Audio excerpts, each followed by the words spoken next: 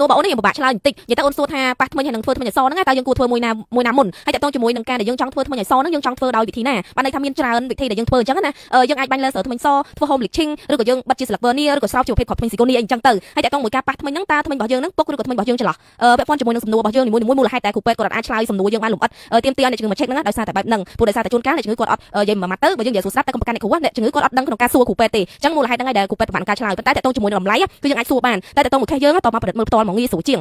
នៅពេលដែលយើងដាក់ថ្មិញហើយមិនថាថ្មិញបិទជាសន្លឹកឬក៏ថ្មិញស្រោបមួយគ្រាប់ពេលខ្លះយើងដាក់រយៈពេល1ឆ្នាំក្រោយមកស្រាប់តែយើងចង់បានទន្សាយឬក៏ចង់បានចកោមហ្នឹងឲ្យរៀងវែងជាងហ្នឹងឬក៏ស្រួចជាងហ្នឹងបើចង់កែសោភ័ណភាព